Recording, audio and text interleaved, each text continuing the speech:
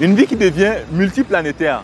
Je ne parle pas de la sortie du premier iPhone qui, à son époque, avait bouleversé les usages du téléphone mobile, mais aussi chamboulé l'écosystème du numérique. Non, mais là, je parle de la possibilité pour vous de prendre vos vacances et d'aller les passer sur notre planète. Peut-être dans votre résidence secondaire, pourquoi pas dans votre résidence principale. C'est la mission d'Elon Musk. Et derrière cette mission se cache quelque chose de beaucoup plus profond que vous découvrirez dans cette vidéo. Mais cela nous amène aussi à nous poser la question de savoir combien vous êtes prêt à payer pour acquérir un terrain. Bienvenue à Vision 360, une série de vidéos mises en place par la startup Xstate pour faire avec vous le tour d'horizon du secteur de l'immobilier afin de mieux vous positionner dans votre projet, mais également afin de le réussir. Moi, c'est Jean-Pierre Péka.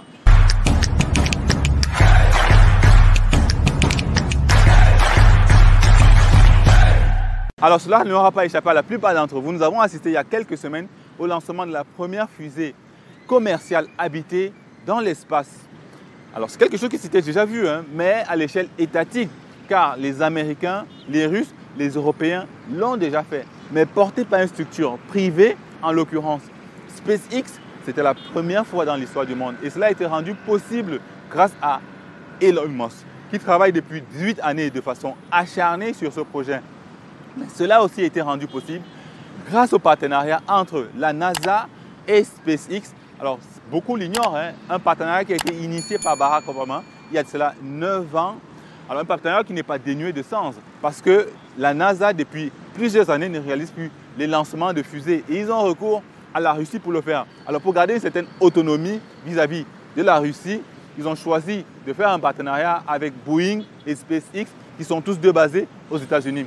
Il y a une autre raison assez subtile mais assez dimensionnante pour la NASA qui est de faire des économies assez substantielles, notamment de 20 milliards de dollars en externalisant les lancements de fusées. Alors derrière tout cela se trouve un homme qui a une mission, une vision profonde qu'il porte depuis sa tendre enfance qui est celle de sauver la civilisation humaine d'une potentielle extinction. Oui, parce qu'il y a de plus en plus une déplétion des ressources et cette planète est de moins en moins viable pour la vie humaine. Mais aussi parce qu'il peut y avoir une collision de la Terre avec, disons, une comète.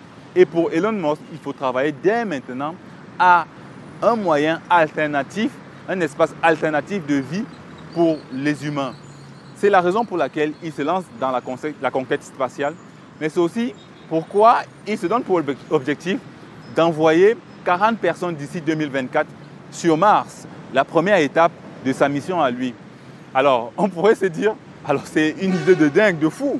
Et peut-être que c'est une folie de grandeur ou plutôt une caprice de riche. Ben non, pour Elon Musk, il y a une vision, il y a une raison bien précise, bien profonde. C'est vrai qu'il s'est fait chahuter récemment lors d'une discussion avec Jack Ma. Actually, I'm not interested in Mars. I just came back from there, so I'm more interested on the Earth, the things, what's going on happening here.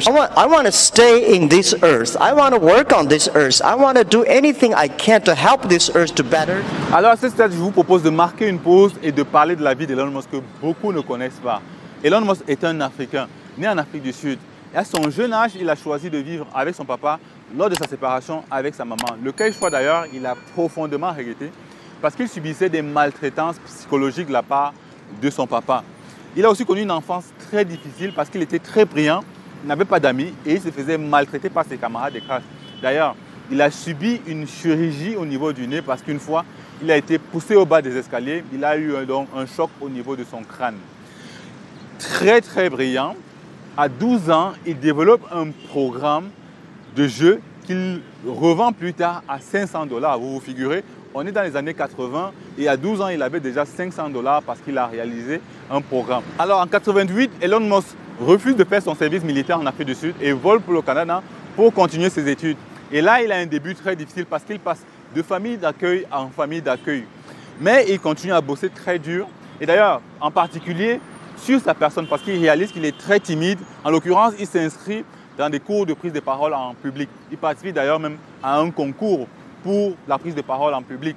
Et c'est aussi là qu'il rencontre sa première épouse avec qui ils ont 6 enfants. Alors en 92, il obtient une admission à l'université de Pennsylvanie aux États-Unis. Il faut rappeler que Elon Musk va au Canada parce qu'il n'avait pas les moyens pour se rendre aux États-Unis, pays de ses rêves. Lorsqu'il obtient l'admission, paf, il va aux États-Unis pour faire des études de physique et d'économie. En 1995, il obtient une admission dans la très prestigieuse université de Stanford. Mais il est déjà à l'époque avec 100 000 de dettes étudiants. Il décide d'arrêter. Et d'ailleurs, on est dans une période où Internet prend son envol. Il décide donc d'arrêter pour se lancer dans l'entrepreneuriat. Il crée sa première structure, Zip2. Il a des débuts difficiles. Pourquoi? Parce que c'est le début d'Internet et les entreprises ne comprennent pas de quoi est-ce qu'il s'agit. Zip2 est une structure qui fait dans la production de contenu, mais aussi la création de sites web pour les entreprises. C'est difficile au départ, mais ils bossent dur. Et d'ailleurs, en 1992, ils vendent ces structures à Compaq pour un montant de 341 millions. À l'époque, ils ont 12% d'actions dans la structure. Étant dire qu'ils repartent quand même avec un petit magot sur la main. Alors là, Elon Musk enchaîne. Il crée la première banque en ligne, X.com, qui s'associe à la banque Barclays. Et par la suite, il s'associe à PayPal, au sein duquel il siège au conseil d'administration. Lequel conseil d'administration va d'ailleurs l'évincer alors qu'il était en voyage de noces tardives avec son épouse. À la vente de PayPal en 2000 à eBay pour un montant de 1,5 milliard de dollars, Elon Musk a 11,7% d'actions et s'en sort donc avec un pactole de 180 millions de dollars. Avec autant d'argent en main, Elon Musk donc décide de lancer des projets qu'il portait à cœur depuis sa tendre enfance. D'ailleurs, il estime à ce moment-là que la NASA n'a pas de vision pour l'avenir. Et c'est comme ça qu'il se lance donc dans la conquête spatiale en créant SpaceX, Space Exploration Technology, pour faire la conquête spatiale et envoyer les humains vers d'autres planètes. C'est aussi un début assez difficile pour Elon Musk à ce niveau-là, parce que les 3 premiers essais de lancement sont un échec. Le premier lanceur, Falcon X, qu'il a créé, sera d'ailleurs très rapidement mis hors service après 5 essais de lancement. On est en 2008, en pleine crise économique, l'une des pires que l'humanité n'ait connue, avant celle de 2000 bien sûr. Et l'entreprise se porte très mal, elle a beaucoup d'échecs.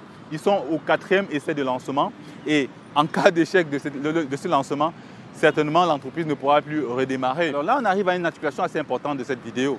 Alors on a Elon Musk qui a injecté tout ce qu'il avait comme sous engrangé la vente de PayPal dans une entreprise qui se porte très mal.